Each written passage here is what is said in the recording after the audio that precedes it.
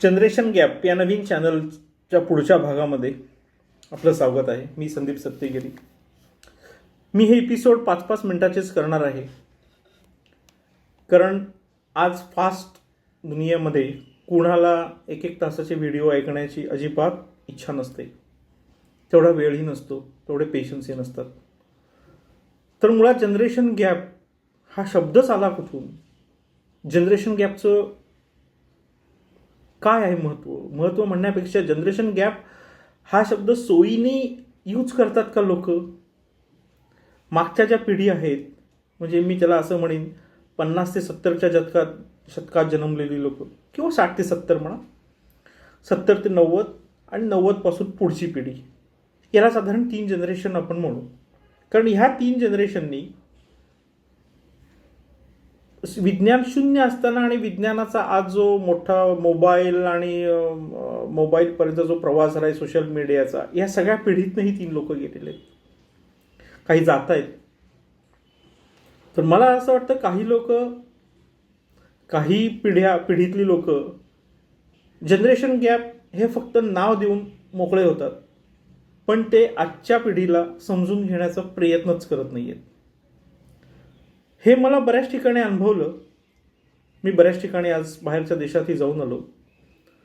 तर माझ्या अशा लक्षात आलेलं आहे की जेव्हा आपली फॅमिली श्रंक व्हायला लागती, छोटी व्हायला लागती, त्यावेळेला विचारसरणी हळूहळू बदलायला लागते. आणि ती विचारसरणी बदलायचा जो एक प्रोसेस आहे बदलण्याची, की जुने विचार घ्यायचे नाहीत, नवीन विचार ॲक्सेप्ट करायचे. घ्यायचे नाहीत म्हणण्यापेक्षा त्याच्याकडे थोडंसं दुर्लक्ष केलं जातं. तर अशा वेळेला हा गॅप पडायला लागतो. आणि या गॅपचं रूपांतर काय होतं, नंतर कलहामध्ये होतं, द्वेषामध्ये व्हायला लागतं. तर ॲक्च्युली जुन्या पिढीतल्या लोकांनी थोडंसं नवीन लोकांचं म्हणणं जरी ऐकून घेतलं तरीच बऱ्याच गोष्टी सोप्या होतील. त्याचं मी एक छोटंसं उदाहरण आज देणार आहे 2 मिनिटांमध्ये. आज पती पत्नी दोघं सर्व्हिस करतात, दोघं पैसे मिळवतात आणि दोघं घर चालवतात. ज्या पद्धतीनं पूर्वी व्हायचं की फक्त पुरुष कमवायचा, पत्नीने घरकाम आणि घर सांभाळायचं, नातीगोती सांभाळायची आणि पुरुषांनी तिला साथ द्यायची, आणि पुरुषाच्या कामामध्ये बायकोनी साथ द्यायची, हे असं चालायचं. आता तसं नाही. आता 50-50% चालू. जेव्हा आपल्या नवऱ्याला, पतीला अहोवरनं आरेवरती आलं, त्याच वेळेला ती समानता झाली आणि डिपेंडन्सी कमी झाली महिलांची. महिला इंडिपेंडंट व्हायला लागल्या. त्यांच्या मताला किंमत देणं अत्यंत अपेक्षित आहे, आणि ती जर किंमत दिली नाही तर वादावादी व्हायला लागते.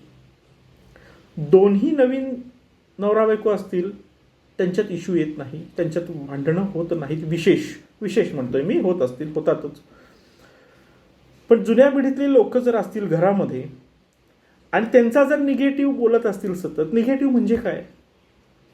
लग्न करून काही उपयोग नाही, काय होत नाही लग्न करून, त्रासच आहे, माझ्या घरात त्याने असं केलं, माझ्या सासूने तसं केलं, मला कोणी साथ दिली नाही, काही उपयोग नाही, हे असं पिढ्यानपिढ्या बोलत आलेत लोक. याचा परिणाम काय होतो? ह्याचा परिणाम आजच्या घरातल्या झेंजीवरती होतो.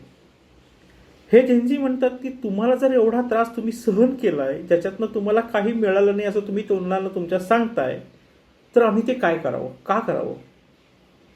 थोडक्यात लग्न न झालेली मंडळी म्हणतात की एक दुधाचा ग्लास जर मला घ्यायचा असेल तर अख्खी म्हैस मी का विकत आणू?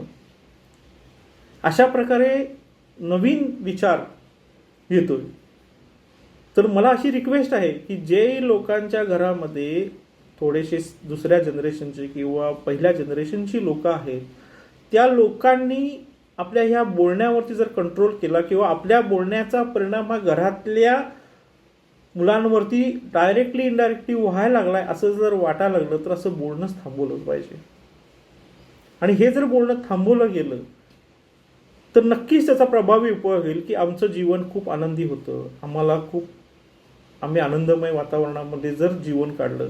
हे जर सतत सांगत राहिले लोक, ह्याची चर्चा करत राहिले, थोडक्यात पॉझिटिव्ह चर्चा जर करत राहिले लग्नासंदर्भात, लग्नानंतरच्या प्रवासासंदर्भात, मुलं झाल्यानंतरच्या संदर्भात, तर कदाचित त्या गोष्टींचा प्रभाव पॉझिटिव्ह व्हायला सुरुवात होईल. मी बऱ्याच घरांमध्ये बघितलं की लग्न झाल्यानं ज्यांची वय आता साधारण 60च्या आसपास आहेत, ते सतत ह्या ना त्या कारणाने निगेटिव्ह बोलत असतात. काही उपयोग नाही, माझ्या सासूने असं केलं, माझ्या सासऱ्याने असं केलं, खूप त्रास आहे, लग्न झक मारली केली, वगैरे वगैरे वगैरे. काही शब्दप्रयोग मी कदाचित थोडेसे चुकीचे वापरले असतील, सॉरी म्हणतो त्याबद्दल. पण असं जर निगेटिव्ह जर सतत आपण घरात जर सेकंड पिढीनं जर बोलायला लागलं, चर्चा करायला लागली, तर ते ज्यांची तुमच्याकडं ऑब्झर्व करतायत ते आज तोंडावर म्हणतात, तुम्ही सगळ्यांनी जर एवढा त्रास सहन केला असेल तर आम्हाला कशाला आग्रह करताय लग्नाचा आणि मुलांचा. तर हा एक मेसेज देणं फार, आणि ही गोष्ट बाहेरच्या देशामध्ये कमी आहे, कारण तिथं 18 वर्षाचं झाल्यानंतर अडल्ट समजतात आणि तो फ्री असतो सगळं करायला. मग ते चांगलं आणि वाईट ह्या गोष्टीची शहनिशा आणि व्याख्या करत बसणं आपण आपले दिवस वाया घालवतो. पण ते पुढं जातात. बाहेरची लोक भारतामध्ये MS करायला किती येतात आणि आपली लोक किती जातात ह्याचं जर प्रमाण काढलं तर भारतामध्ये येणाऱ्यांचं प्रमाण फार कमी आहे, अगदी नगण्य आहे. आपल्याला शेवटी त्यांची संस्कृती कितीही आपण तोंडाने खराब जरी म्हणलो तरी आपण शिकायला तिकडंच जातो ना. भारताने कधी व्हिसा थांबवलेत अमेरिकेसारखे, US सारखे, असे कधीतरी ऐकलंय का आपण? तर मला सांगण्याचा एवढा आहे की झेंझीकडं नवीन तरुणांकडच्या मतांना किंमत दिली पाहिजे, त्यांचं मत ऐकून घेतलं पाहिजे आणि बरोबर आहे का नाही ह्याची पडताळणी 2-3 वेळा मनात करूनच आपलं मत मांडलं पाहिजे. आणि पॉझिटिव्ह ॲटमॉस्फिअर ठेवणं हे लेक्चर देणं नसून आपल्या दररोजच्या वागण्यामध्ये जर असेल तर नक्कीच झेंझी त्याचा स्वीकार करतील आणि पॉझिटिव्ह पुढं जातील. धन्यवाद.